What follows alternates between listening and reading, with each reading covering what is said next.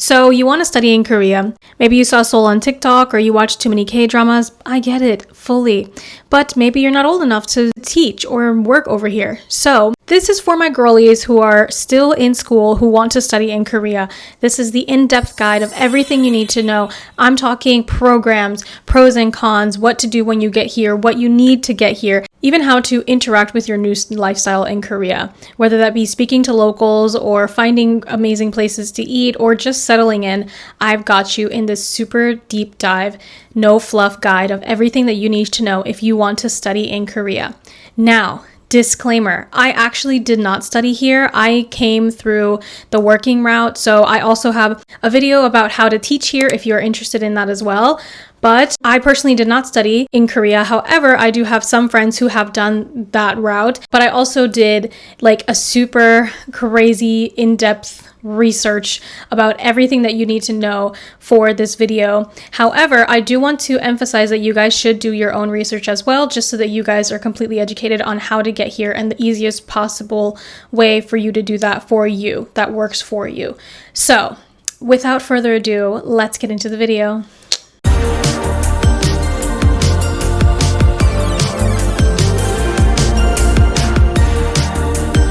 First up, we have choosing a program or school.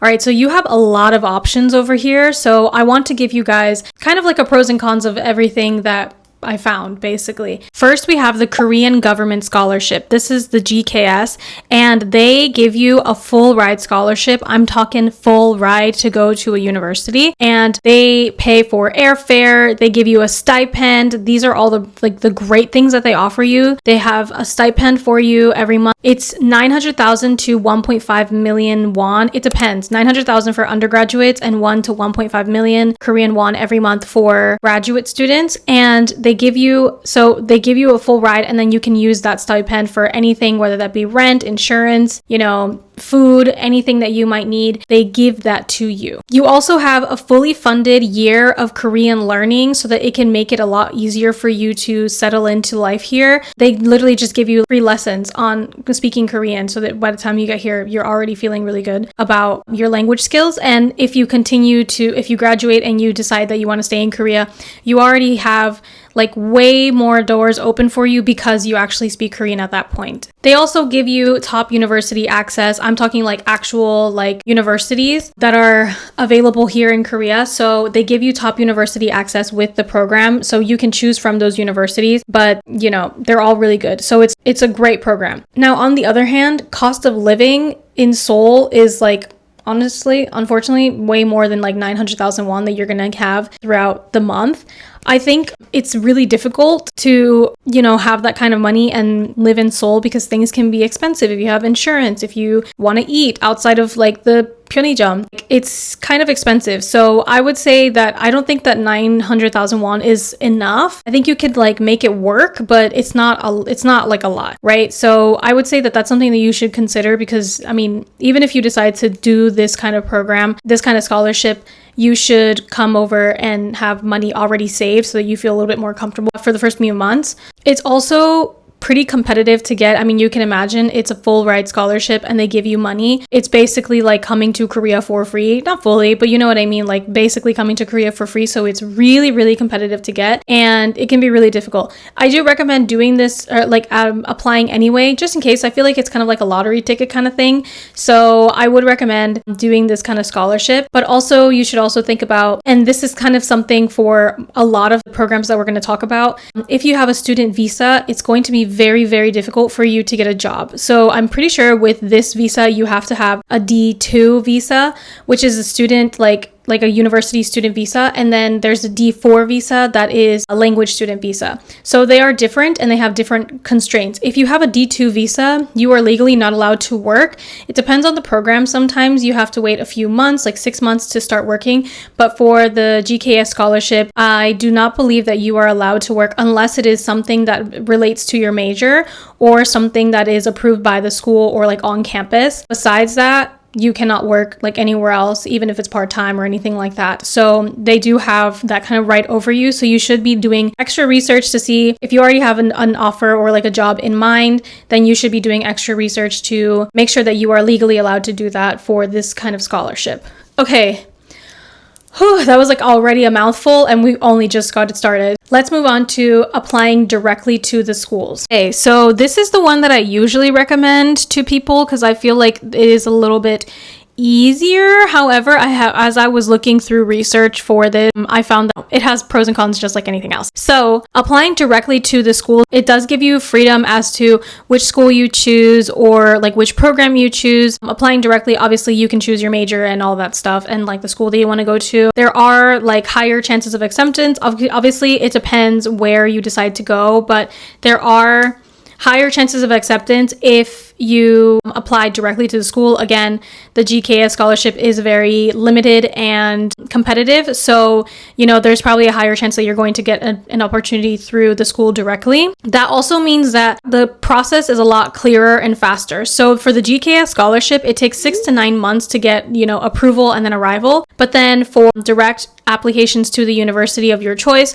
it usually takes 3 to 4 months from approval to arrival. The process is a lot faster and a little bit swifter, and it avoids some of the restrictions. So you can work part-time depending on the school policies and all that, but you are allowed to work part-time and there's no restrictions when it comes to learning Korean, to your TOPIK level, which is a test for testing Korean. TOPIK is an exam for Korean levels.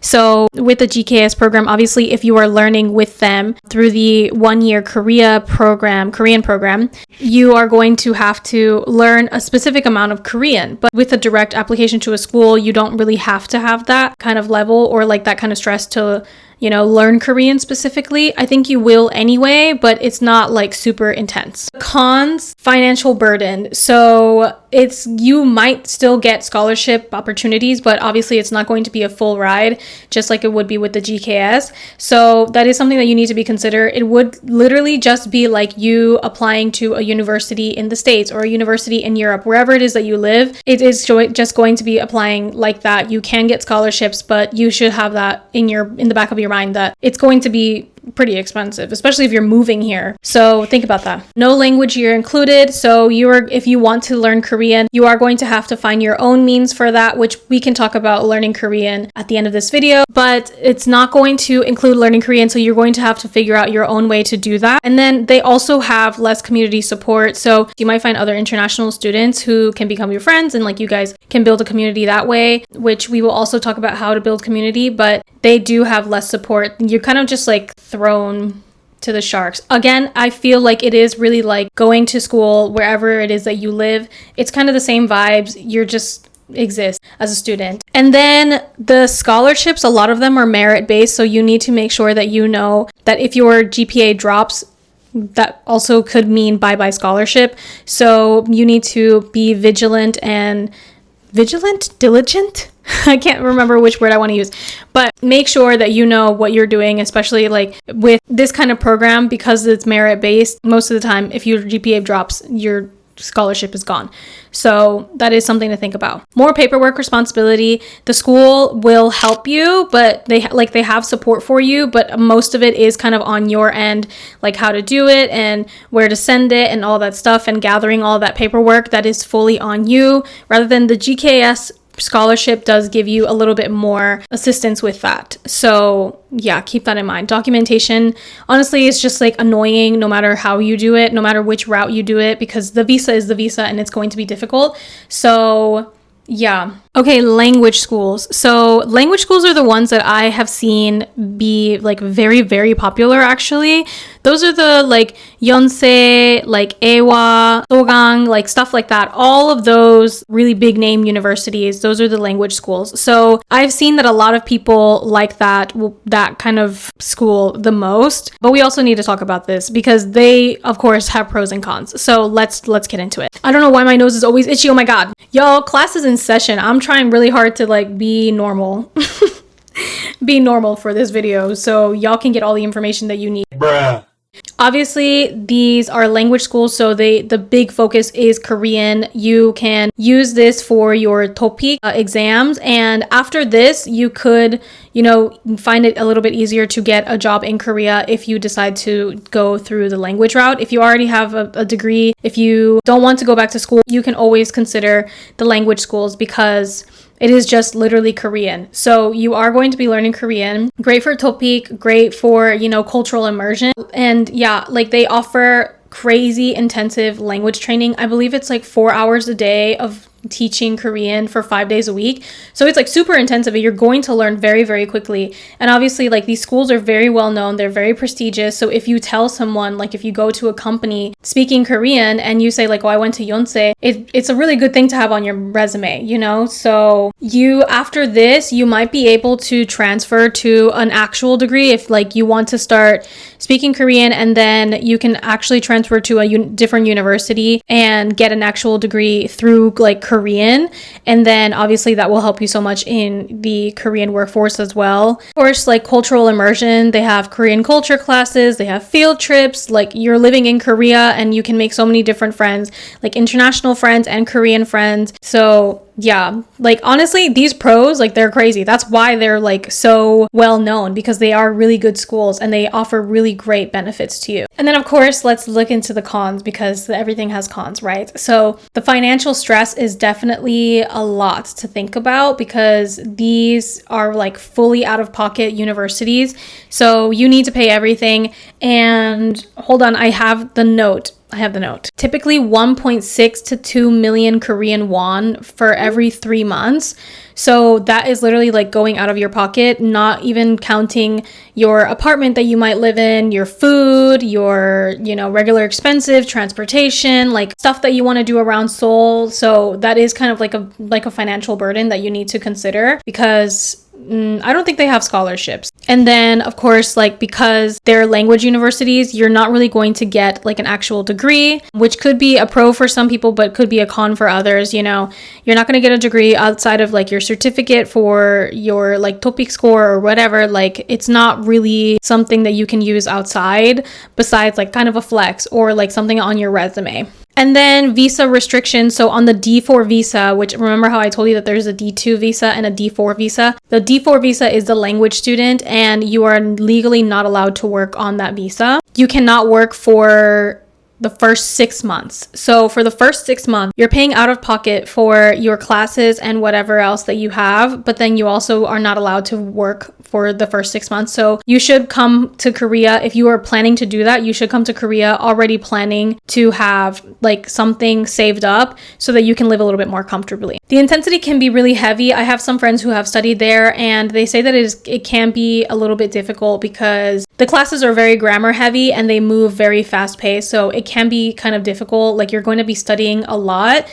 And if you're working, it's going to be a lot for you to try to juggle between studying and working and, having a social life in Korea, So really think about all of this stuff, because you always see the really nice videos of like people, studying and like their day in the lives and stuff, but you don't really see that they're not recording that they're studying until midnight, or that they're like failing their class because they're freaking out, or like, they're struggling financially. Like, so you really, really need to think about all of this stuff, because it's not just sunshine and roses. Like if you're struggling at home, you're going to struggle here, girl, so get it together.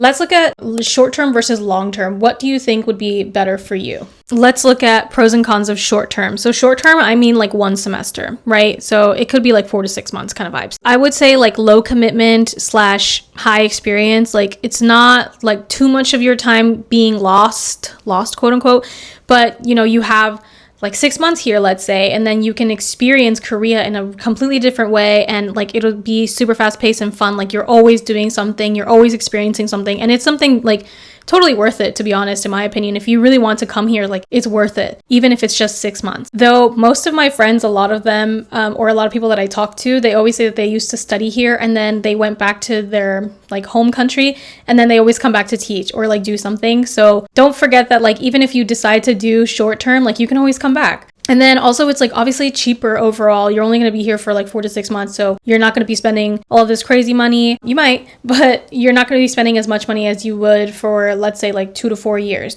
Visa simplicity. So the D26 visa, you're still a student. The D26 is the exchange student. And then obviously D4 is language student. They're way easier to obtain, but they also have less documentation. And I think the D26 visa might have the same like restrictions as the D2 visa, so you can still work part-time, obviously depending on the school policies. And then more academic flexibility. Most of the classes, if you're going to do it short term, most of them are like pass or fail, or they're like elective classes and they can be taught in English. So I don't want to say like easy, because nothing is easy. It's a little bit less stressful, I would say, or less pressure to do it short term. But let's look at the cons, because you already know. Obviously, you don't earn a full degree. I mean, if you don't want a degree, then it is what it is, but you don't earn a full degree, obviously, in 4 to 6 months.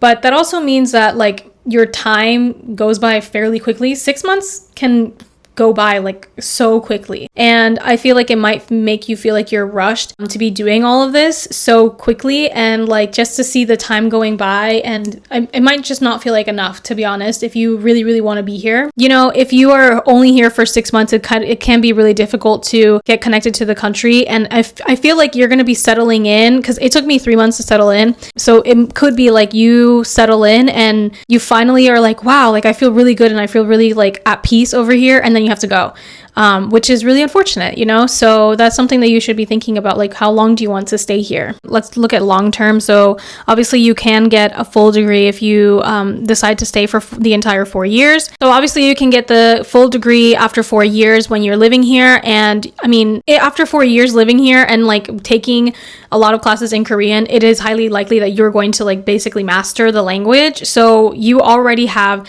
like a really great open pool for you to work in any Korean company that you want to, if you want to stay here even longer. It is really just like settling into kind of like making your own little home here.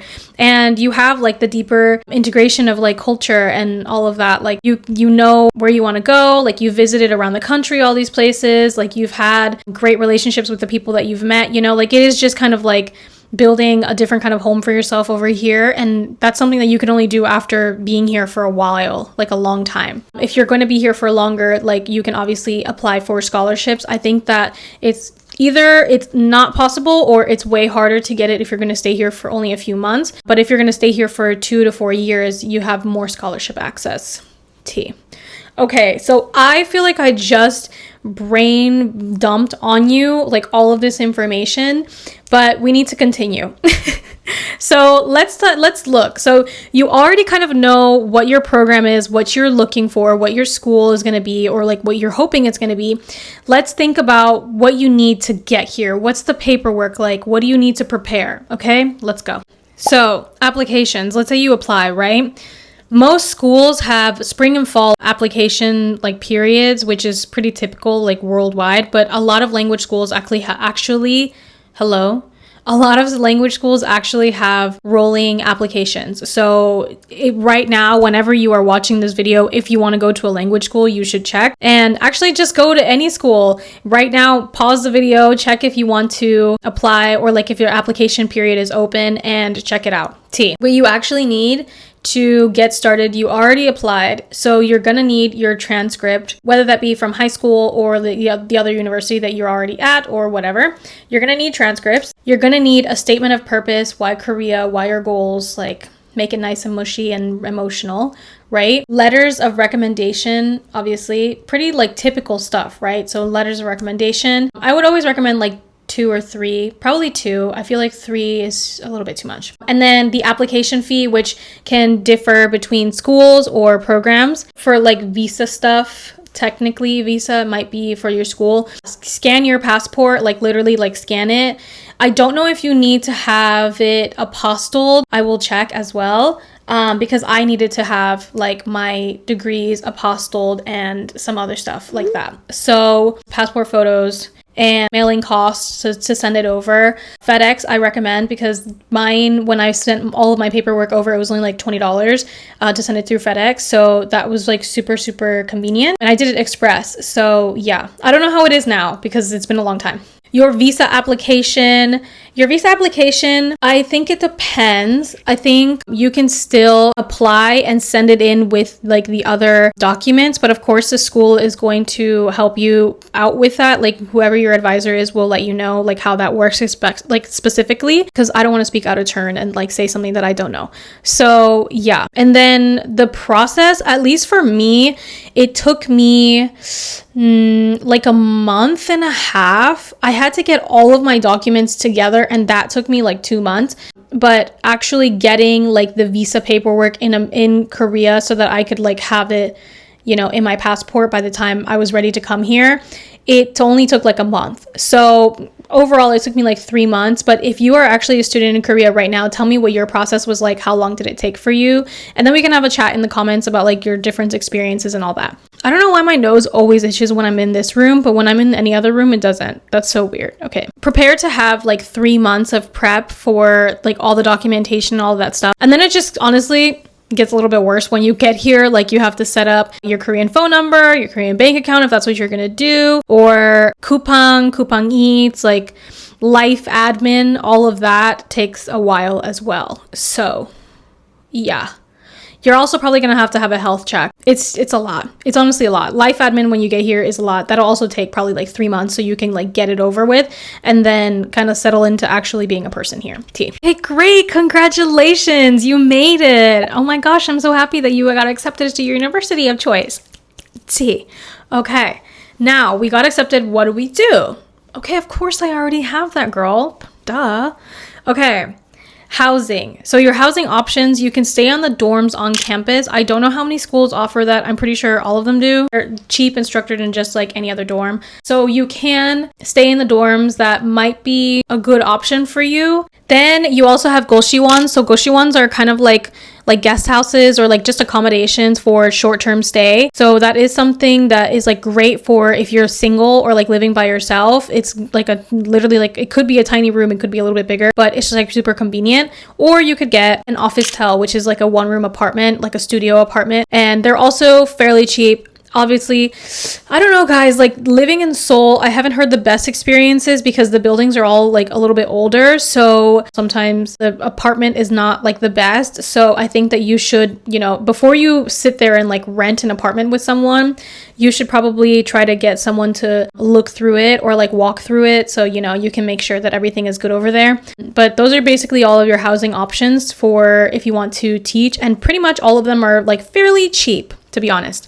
Yeah, housing is not crazy expensive over here. So yeah. Then, like I said, the life admin. So your ARC, your alien registration card, you're going to have to go to immigration to deal with that. So that's literally like handing in all of your paperwork for the visa and then handing it to them. Because I do believe that you're going to have like a temporary visa for like your passport whenever you come. And then you can have the actual like alien registration card sent to you after you do that. So going to get your ARC done in Seoul, it's like crazy. Like Seoul immigration is crazy. So just, yeah, be aware. It's going to be a lot. Okay. And then opening a bank account, like I mentioned, for that, I do believe that you need to have a Korean number. I had my Korean number set before I came over here. So get a Korean number, and then it's like super easy to get your bank account open, but obviously you need to go over there and like all of it is in Korean and like full, but the people at the bank will help you, I promise. Health insurance. So the school might help you with that. Like they probably already have health insurance set up, but if you want to buy your own health insurance, you should check that out as well, just in case. And then again, like I said, you're probably going to have a health check. So you should get your health insurance before you get your health check. Shameless plug, I also have apps to download before you get here, so I'll pop that up over here as well. Check it out so you can know all of the apps that you should have before you get here so that your life can be way easier by the time you already arrive. Sorry about that, my camera died. Okay, let's get back into it. So you've already been accepted. You figured out your program that you want to go to. You've already been accepted and now you live in Korea. So life is great and life is easy, right? But maybe you want to have more friends. Maybe you want to do a little bit more stuff on the weekend besides hanging out with peers.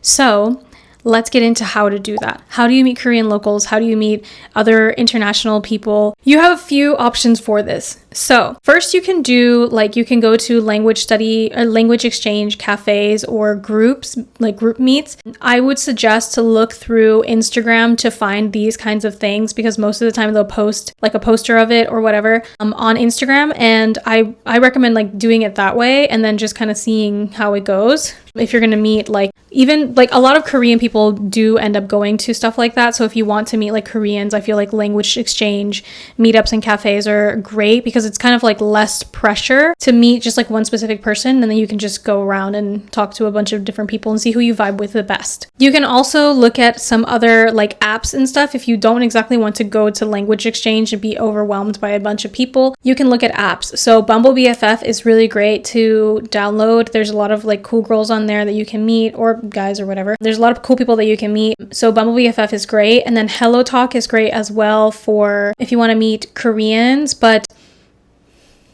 Hello Talk has an interesting reputation.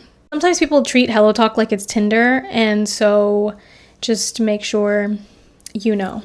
Okay, Meetup.com is often expat heavy as well. If you want to meet other expats, like foreigners who live here, you could also meet through Meetup.com. A lot of my friends that I've actually made through Instagram, like literally like looking up like living in Korea, whatever, and like scrolling through Instagram and then seeing who I kind of vibe with. A lot of my friends I've made through that. Speaking of like finding friends through Instagram, I actually found Hi Solis, which is a great like woman-based community, and it's only for women. If you're not a girly pop, sorry.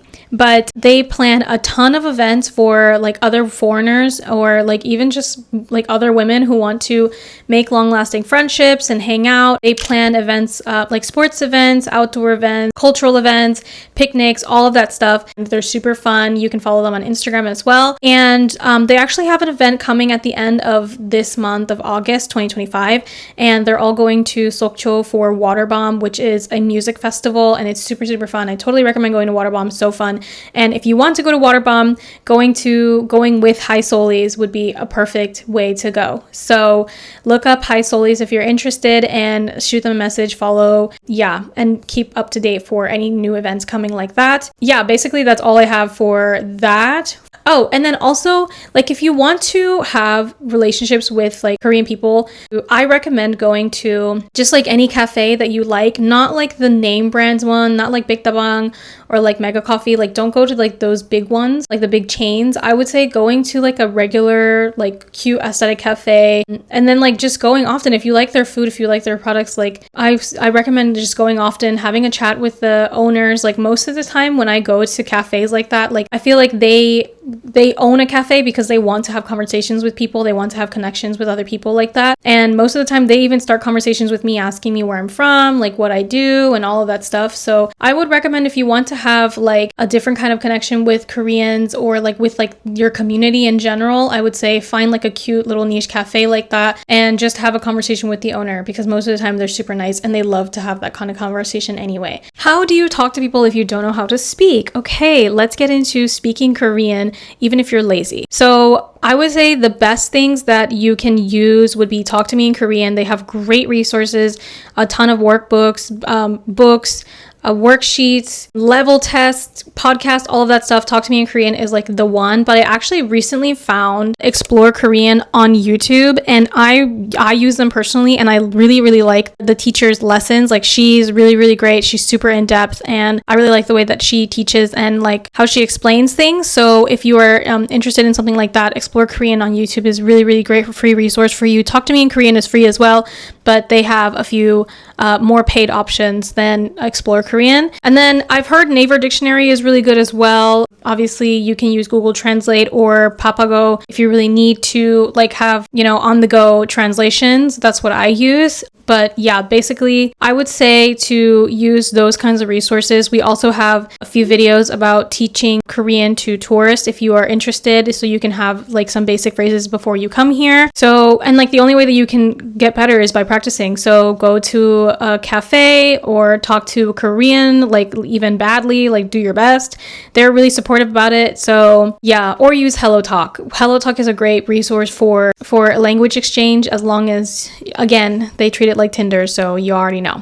Be aware. See. So yeah, those are pretty much all the resources that I have for learning Korean, like just even basically. If you're going to be studying Korean at the university, of course, you can, you know, skip over this section. And then I have another shameless plug, is like stuff that people don't tell you what to expect when you get here. I have a ton of videos on that as well. And I actually have a playlist about what they don't tell you about Korea, so you guys can check that stuff out as well. That's basically it. I know that I gave you guys like a ton of information, and again, like I just like brain dumped everything from my rabbit hole search at you, but I really hope that all of this information was really helpful. If you guys have any questions, comment below, and if I don't know the answer, I will do like as much research as I can, or I will answer from my own experience. And if you actually are a student in Korea right now, let us know, like, how have your vibes been? What have you been doing to make connections with locals? Or like even just tell me what's your favorite memory if you've been here for only a few weeks and you're really happy to be here. So yeah, okay. Thank you guys for watching. If you watched this video the entire way through, don't forget to comment a soap bar so I know that you've watched it the whole way through.